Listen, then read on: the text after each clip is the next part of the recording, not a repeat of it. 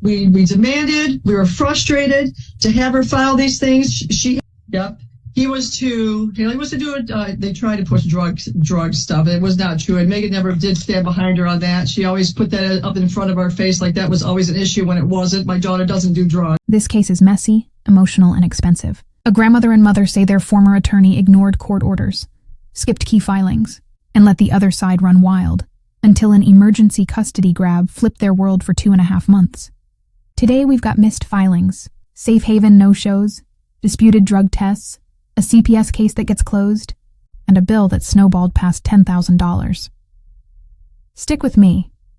We'll unpack who dropped the ball, why the judge consolidates 2 claims into one ruling, and how the final number lands at 5,349.82, joint and several. Ready? Roll tape. All the court orders. So in November, the court orders were set again. Okay? She had through the time that we had her from May 25th to March 31st of 2023, that's 10 months, there was no violations and no motions ever filed against the opposing party to keep this whole situation under control with the granddaughter. This morning, we just came out of a 3.5-hour mediation because of her negligence of not filing any court orders to keep the opposing party in line. He now has seeks emergency custody and has had my granddaughter now for 2.5 months, trying to get full custody and bearing the same complaint. We just heard the family blame their attorney for not filing enforcement or violation motions while the opposing party allegedly pushed boundaries.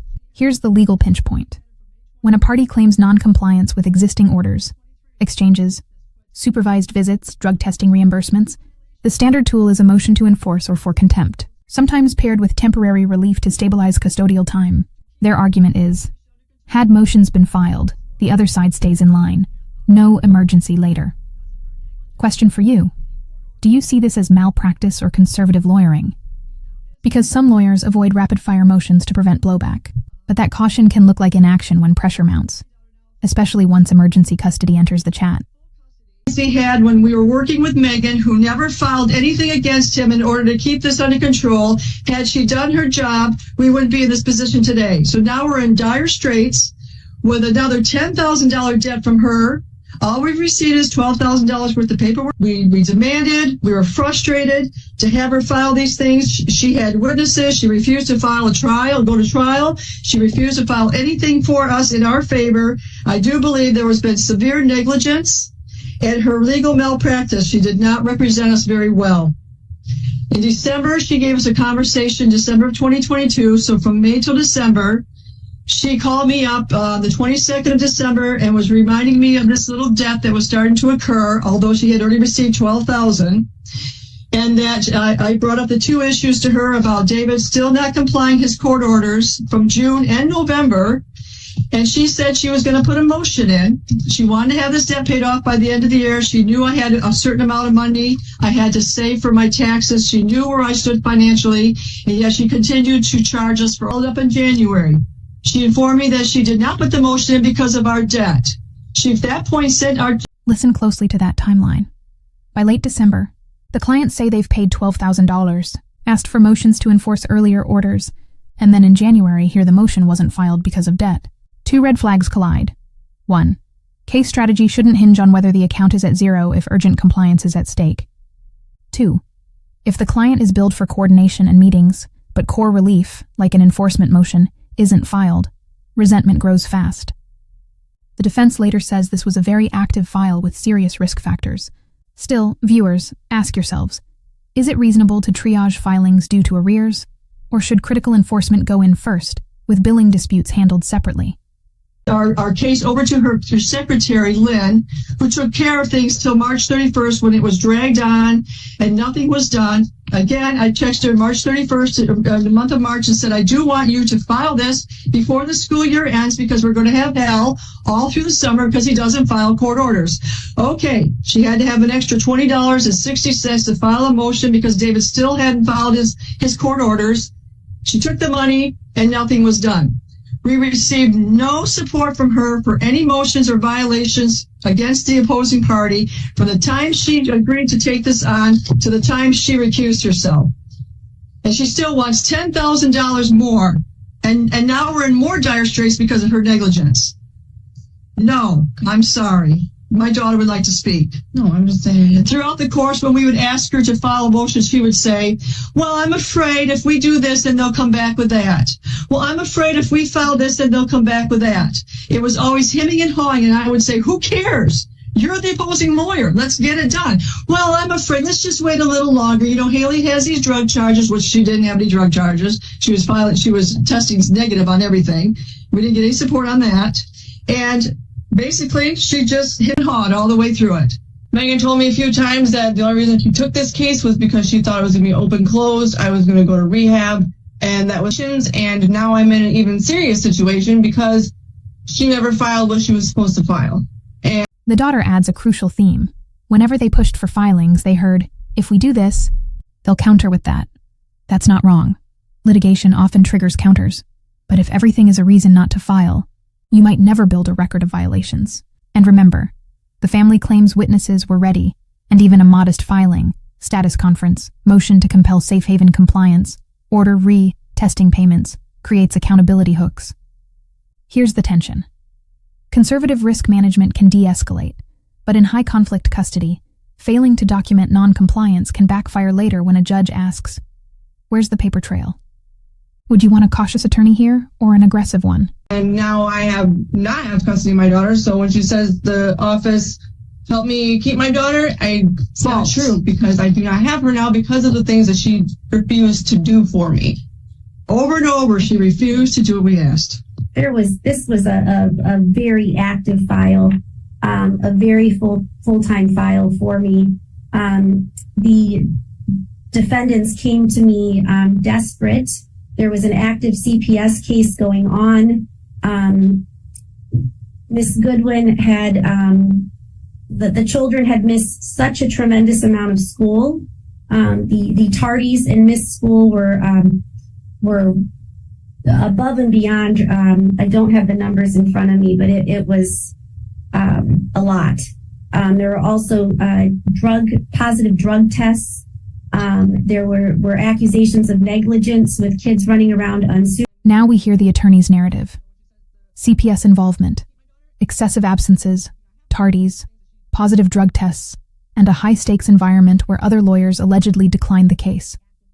That framing justifies heavy billable time, triage, review, mitigation, and protective planning. But the family counters that CPS ultimately closed the case and drug screens turned negative, undercutting the premise that risk remained acute. Both stories can be true at different moments in time. Key legal insight: temporality matters. What was true then can change later.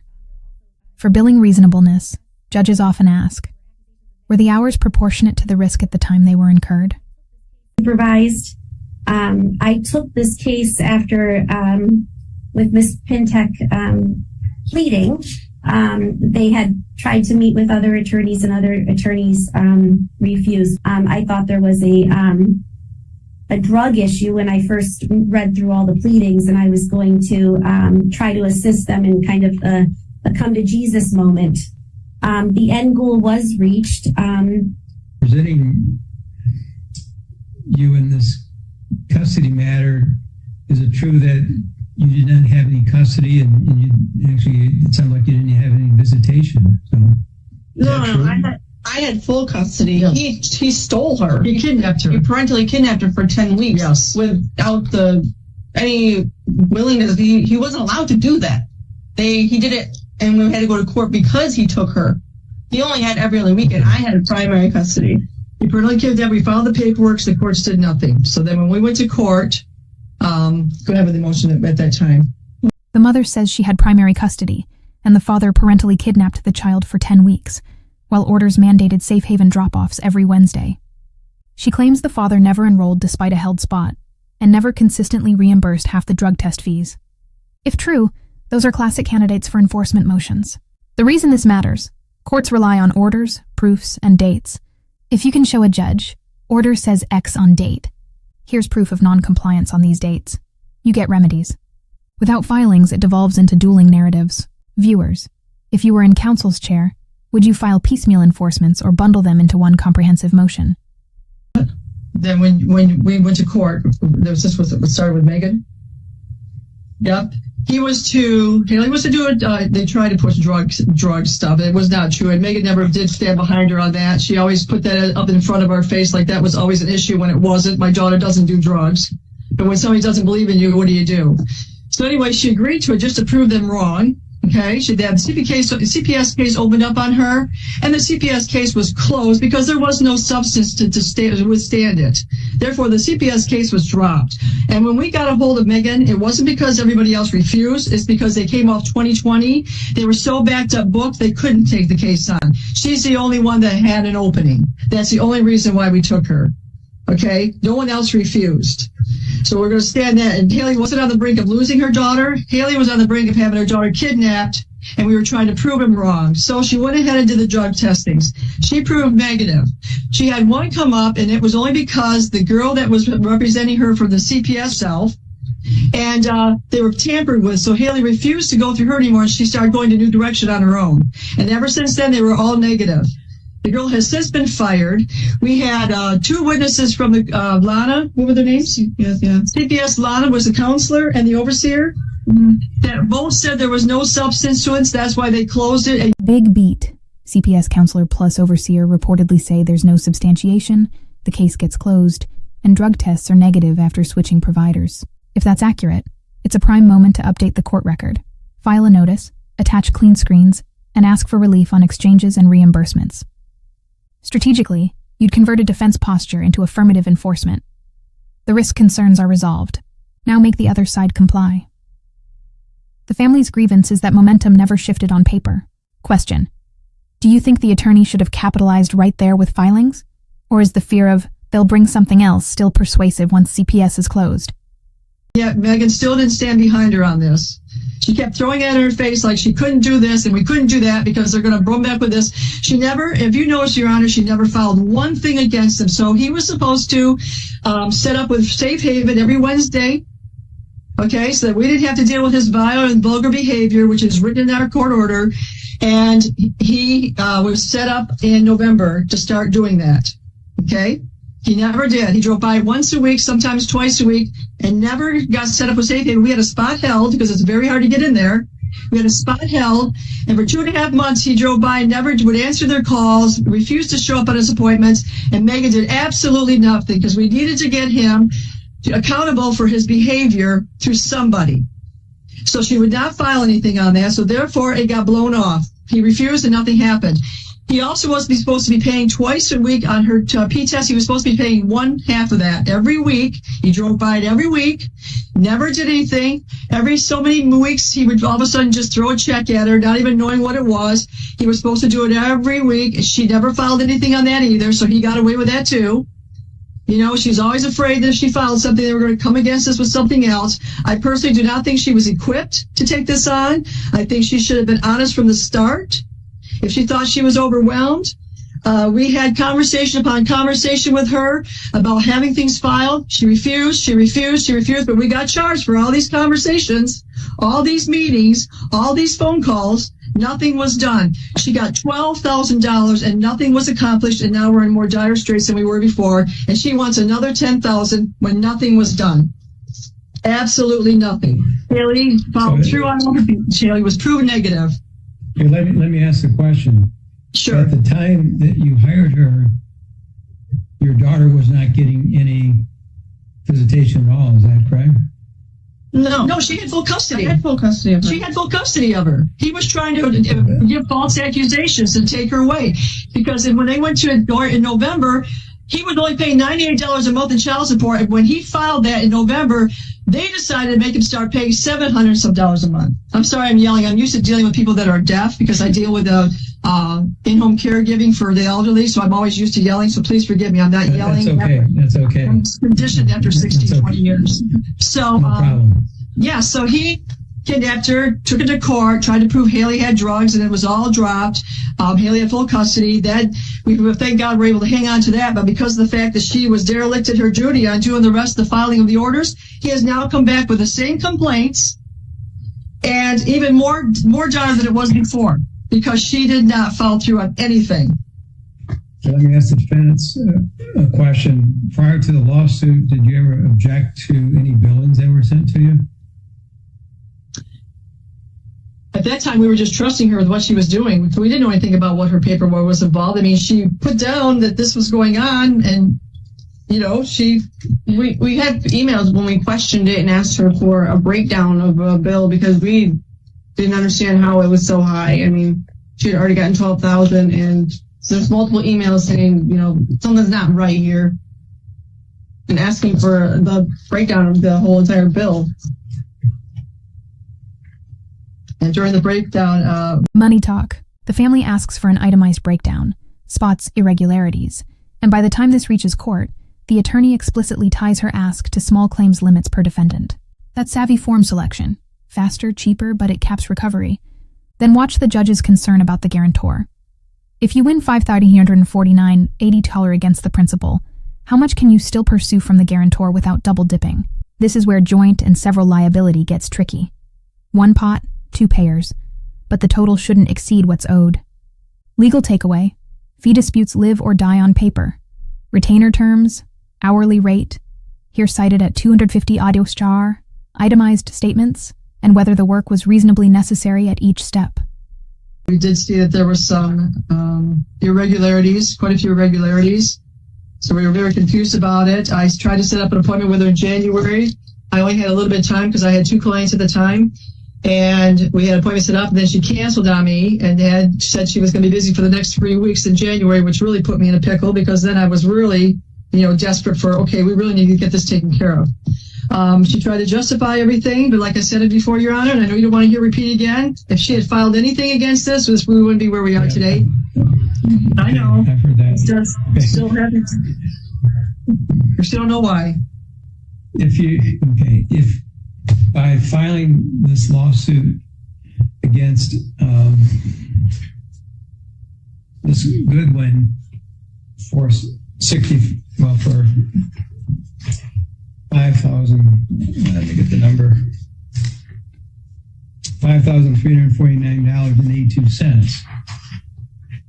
And let's say that the court finds in your favor in that amount. Aren't you affecting the guarantee by doing so? I'm sorry, pardon me, Your Honor? Aren't you affecting the guarantee the guarantor by doing so? Where the principal debtor no longer has to pay the $10,000. Well, they both signed on so that's why I collected my total bill. My total bill. In the letter I see, it says guarantor after the signature of Ms. Pintek. That's why I filed two motions, Your Honor, 2 claims, Your Honor. One is for yes. So I'm for you're affecting the ability of the guarantor by doing that. If you're successful in that suit, and if the defendant pays that amount, it looks like she's paid in full. And then the guarantor is stuck with the rest without the ability of getting any money from her daughter. Or you don't have the ability to get any more money from her daughter relative to the $10,000 amount. That's why I'm trying to collect 2 judgments, reducing the amount I would take from each one for that $5,300. I would not go after each one for the full bill, correct? Okay, so I wanted 2 judgments of the $5,340. So you're talking about joint several judgments? Yes. Okay, so as long as either one pays the $5,000, whatever it is, $349.82 plus court costs, then the indebtedness is done as far as the $10,000. Is that right? No, Your Honor. I'm sorry. That is not what I'm trying to accomplish here. What I'm trying to accomplish is that each would pay half of the bill. I did that to get into the small claims to avoid But more costs. the the guarantor, you're not looking for more than $5,000 from the principal debtor, so I don't see how you can look for more than $5,000, that same $5,000 though, from the principal debtor. I'm looking for the same amount, but double, $5,349 from the. Oh, I understand that. Yeah. I don't think you can do that. Okay. I could move this to a district court matter, Your Honor. Too late. Okay. Right now. Okay. I didn't want to do that. I need something that guarantees that I can get. I mean, under this judgment, they both are on the line for payment, under the retainer agreement, they're both on the line to pay my bill that they received monthly in itemized statements. There were no objections to. I'm looking for the full $10,700 roughly. I understand. If I find in favor of you on the Goodwin case, then the amount that in that amount, then the amount that would be owned by the guarantor would be that $5,000 amount. What if you found on the Pintech case first, and then no? Well, it's easier to find the other one, so I know how much the guarantor owes. Mm-hmm. Okay. So what I'm going to do is I'm going to consolidate these cases for purposes of judgment, since it's a guarantor situation. And I think that the case was very difficult. There was a good attorney on the other side who fights hard. Your attorney, in my mind, looking at but that at her statements, fought hard as well. And at $2.50 an hour, the amount owed goes up quickly in this world. And if it's medical expenses, usually there's some kind of insurance that covers. But when it comes to legal expenses, there's not often that insurance that will pay.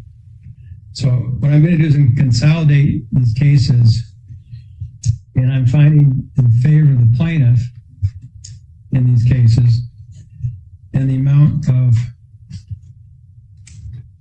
Your Honor. $5,000. Okay, Your Honor, quickly, is there a way that I could request that it be the full amount that I can claim under small claims of $6,500 plus the costs? No, because you asked if I'm not going to let you change it at this time, because they already made some decisions based upon the amount. So, okay. Please, I really like it. No one interrupt me while I tell you what I'm going to do, okay? Okay. So what I'm going to do is I'm going to find in favor of the plaintiff, and I've joined several bases against the defendant, Haley Goodwin, and the defendant, Ramona Pentak, in the amount of $5,349. Final ruling recap. The judge consolidates the two small claims matters, flags the guarantor issue, and enters judgment for the plaintiff on a joint and several bases against Haley Goodwin and Ramona Pentak for $5,349.82 plus costs. Translation. The attorney wins a partial fee award. Either defendant can be pursued for the full amount, but the attorney can't collect more than once. Big picture. This case shows how missed filings versus risk management can look like negligence to a client and prudence to a lawyer. Yet in small claims, the court narrows everything to paper, rates, necessity, and caps.